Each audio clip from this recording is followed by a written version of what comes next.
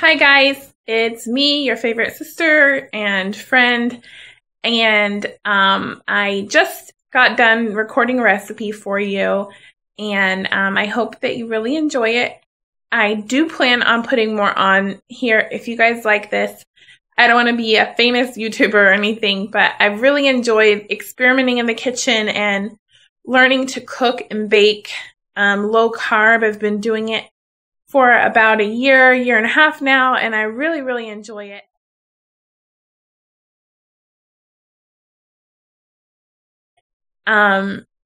So I kind of have been asked by some of you to share my recipes in a way that is easy for you guys. And I'm not Julia Child or Martha Stewart or anything like that. Although I have been called Marla Stewart at times. But all jokes aside, I hope that you like this recipe. It's not a recipe of mine personally. I'll link the website that I got this particular recipe from. If you guys like this and the format and everything, obviously I need to get a better camera. I'm just using my phone. But if you guys like me doing this and you want to see more recipes, just let me know and I'll put more up there. And I hope you enjoy it. And we're going to make keto corn dog muffins. So enjoy.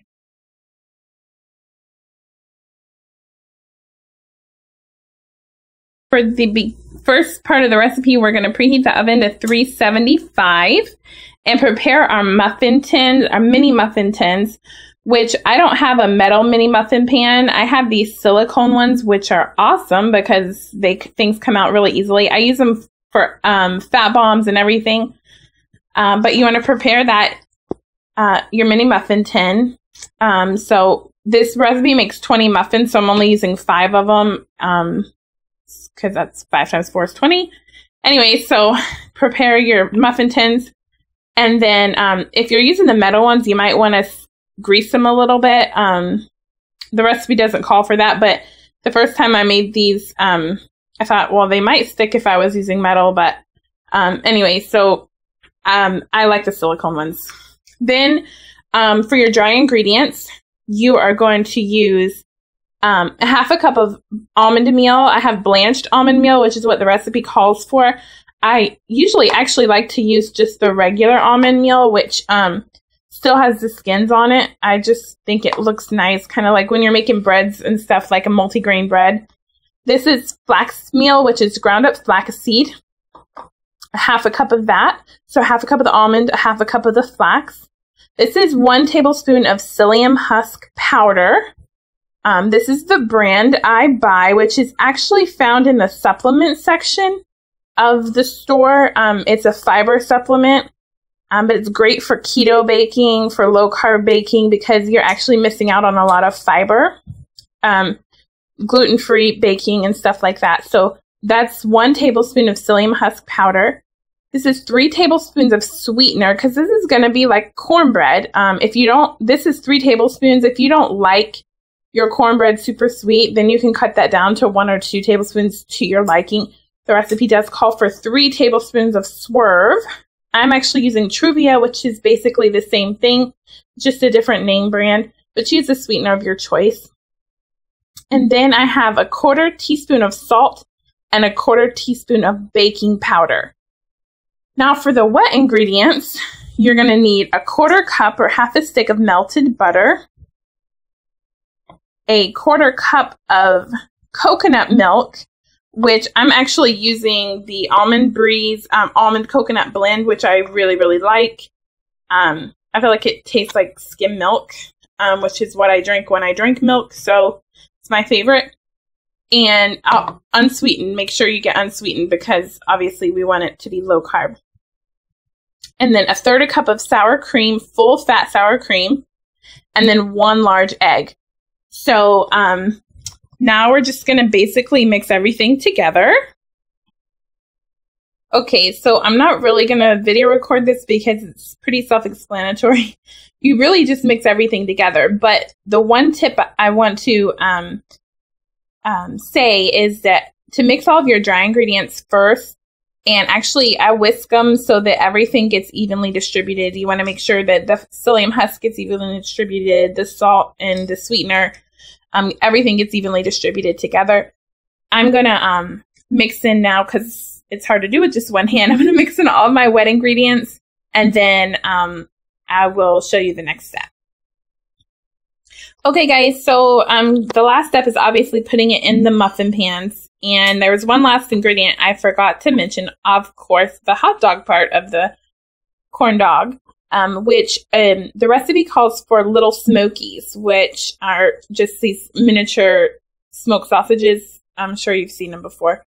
The first time I made this, I did not have these. I just used regular hot dogs that I had, and I cut them in small pieces to fit them in a muffin pan. I found, which the recipe says you can do that, but I found that the meat to bread ratio was a little too much. I didn't really like it. So I went ahead and bought the little smokies, and you cut them in half. So you need 10 little smokies cut in half to make 20 muffins, obviously. And then this is how the dough gets. Now, the longer you let this sit, the thicker it's going to be. So you don't want to let it sit for more than 5 minutes before you get it in the muffin pans, which I'm going to do now. All right, guys, so we've got our muffin tins loaded up pretty close to the top. Fill them up, split them up equally, and then you just take your hot dogs and press them right in the middle. Press them all the way down. They do kind of pop up as you bake them. What I did and what the recipe recommends is to kind of push them back down in the middle. So I kind of checked them halfway between. You're going to put these in the oven for 12 minutes. So I checked them at the 6-minute mark, and just kind of, some of them didn't pop up, but some of them did. So just kind of push them down if they do that.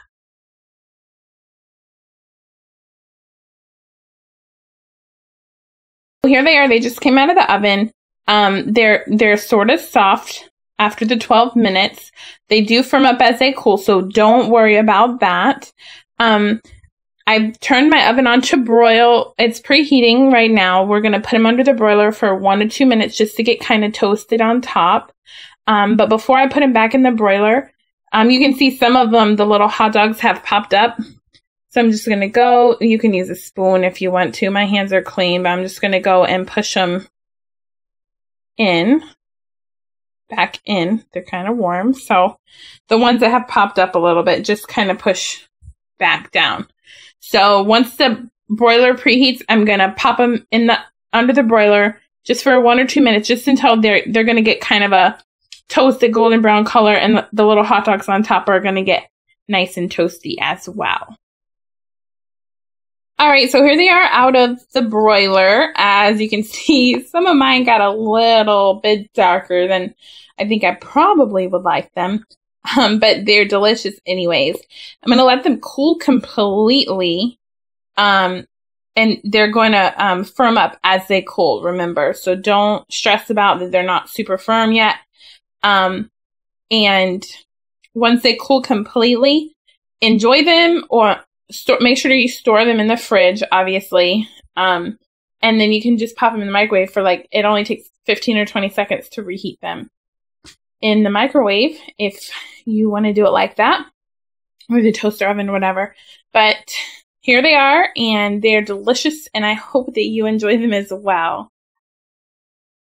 All right, so if you just finished watching, obviously mine got a little well done, which keep an eye on them. I can tend to get distracted, and I was trying to wash the dishes that you saw in the video, the dirty dishes that were in my sink. Sorry, cooking is a mess, but I was trying to wash those up, and I got distracted, so they got a little well done. Obviously, keep an eye on them, and really, really enjoy them. You can dip them with, put mustard in them.